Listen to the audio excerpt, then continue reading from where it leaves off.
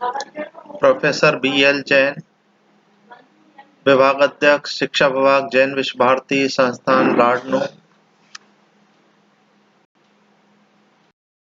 आज हम वातावरण किसे कहते हैं इस विषय में अध्ययन करेंगे। वातावरण का एक मैं उदाहरण देना चाहूँगा। हम देखेंगे कि कोई भी बीज वृक्ष तब बन सकता है जब उसे अनुकूल वातावरण मिले। यदि बिना अनुकूल वातावरण के कोई बीज यदि वृक्ष बनते तो अनाज मंडी में रखे हुए सारे बीज वृक्ष बन जाते। वो सारे बीज वृक्ष क्यों नहीं बन पाए? आप देखेंगे कि उनको अनुकूल मिट्टी, जल, वायु आदि नहीं मिले, इसलिए वो बीज वृक्ष नहीं बन पाए। उसी प्रकार से बालक को यदि अनुकूल सामाजिक, सांस्कृतिक, धार्मिक, आर्थिक यदि परिवेश ठीक नहीं मिलता है तो बालक भी अपना सर्वांगीण विकास नहीं कर पाता है। इसलिए वातावरण किसी भी जैसे बीज को वृक्ष बना सकता है, ऐसे ही किसी भी व्यक्ति के व्यक्तित्व का विकास कर सकता है। हम देखेंगे कि वातावरण शब्द का अर्थ, वातावरण के लिए पर्यावरण शब्द का प्रयोग किया जाता है और पर्यावरण दो शब्दों से मिलकर के बना है, एक परि और दूसरा आवरण। परि का अर्थ है चारों ओर और आवरण का अर्थ है ढकने वाला। जो चारों ओर से ढके उसे ही पर्यावरण कहते हैं। वातावरण की परिभाषा, डेफिनेशन ऑफ एनवायरनमेंट। डालगस और हालैंड कहता है कि वातावरण वह शब्द है जो समस्त बाह्य शक्तियों, प्रभावों और परिस्थितियों का सामूहिक रूप से वर्णन करता है जो जीवधारी के जीवन, स्वभाव, व्यवहार और अभिवृद्धि, विकास तथा प्रौढ़ता पर प्रभाव डालता है। The term environment is used to describe in the aggregate all the external force, influence and condition which affect the life, nature, behavior and the growth, development and maturation of living organism। J.S. राय कहता है वातावरण वह शक्ति है जो हमें प्रभावित करती है। Environment is an external force which influence us। जिसवर्ट कहता है जो किसी एक वस्तु को चारों ओर से घिरे हुए है तथा उस पर प्रत्यक्ष प्रभाव डालता है, वह उस वस्तु का वातावरण है।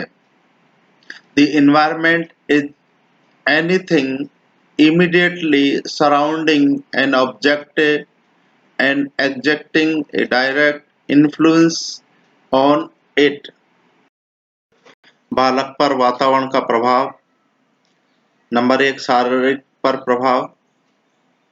यदि बालक को वातावरण अच्छा मिलता है या गर्म मिलता है या ठंडा मिलता है तो उस पर शारीरिक प्रभाव भी पड़ता है। हम देखते हैं कि अमेरिका में जो जापानी और यहूदी जो अमेरिकन थे, उनमें अनेक पीढ़ियां वहां पर निवास कर रही थी और भौगोलिक वातावरण के कारण उनकी लंबाई बढ़ने लग गई थी। इसी प्रकार से हम देखेंगे मानसिक विकास पर भी वातावरण का विशेष प्रभाव पड़ता है। गॉर्डन ने कहा था उचित सामाजिक और सांस्कृतिक वातावरण मिलने पर विकास तेजी से होता है। यदि उचित और वातावरण नहीं मिलता है तो विकास की गति धीमी होती है। प्रजाति की श्रेष्ठता पर भी प्रभाव पड़ता है वातावरण का। नीग्रो एक प्रजाति है जिसमें निम्न वातावरण जो है दिया गया था, उनका वो वातावरण उचित नहीं था, उनका बौद्धिक स्तर निम्न स्तर का विकास हुआ था। दूसरे गोरे जाति के थे, उनको सामाजिक सांस्कृतिक वातावरण अच्छा दिया गया था, उन्होंने अपना विकास अच्छा किया। बुद्धि पर भी प्रभाव डालता है वातावरण। हम देखते हैं कि ग्रामीण बालक है और एक शहरी बालक है। न्यूमैन, फ्रीमैन, जिंग ने यह प्रयोग किया था कि ग्रामीण जो बालक था उसका शारीरिक विकास अच्छा हुआ और शहरी जो बालक था उसका मानसिक विकास अच्छा हुआ। ग्रामीण बालक में भाषा के दोष पाए गए थे, जबकि शहरी बालक में भाषागत अच्छाइयाँ पाई गई थी। फिर हम देखते हैं कि व्यक्तित्व पर भी प्रभाव डालता है वातावरण जो है। व्यक्तित्व का मतलब है कि उसको अच्छा यदि व्यक्तित्व वाला जो है व्यक्ति अच्छे वातावरण में अपना विकास कर सकता है। लेकिन जिस व्यक्तित्व को अच्छा वातावरण नहीं मिलता, अपना विकास नहीं कर पाता है।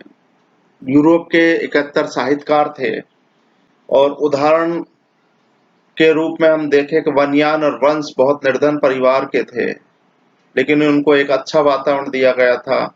उन्होंने अपना विकास अच्छा किया और आज वो महान बन गए।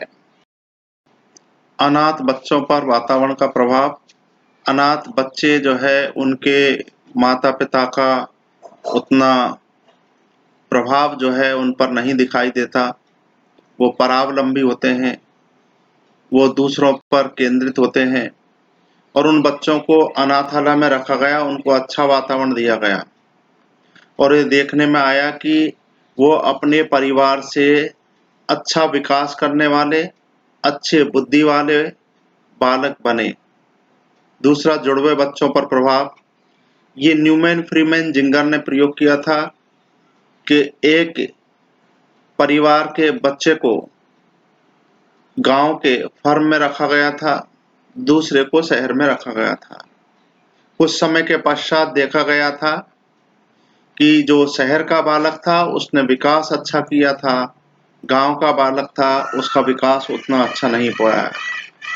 वो बालक गांव का चिंताग्रस्त, इसके साथ में अशिष्ट था और उसके साथ में कम बुद्धिमान था। शहर का जो बालक था वो अधिक बुद्धिमान, शिष्टाचारपूर्ण और चिंता रहित था। इसी प्रकार से हम देखेंगे बालक पर बहुमुखी प्रभाव पड़ता है। यदि एक बालक को अच्छा वातावरण दिया जाएगा तो वो अपना अच्छा विकास करेगा, चहुमुखी विकास करेगा।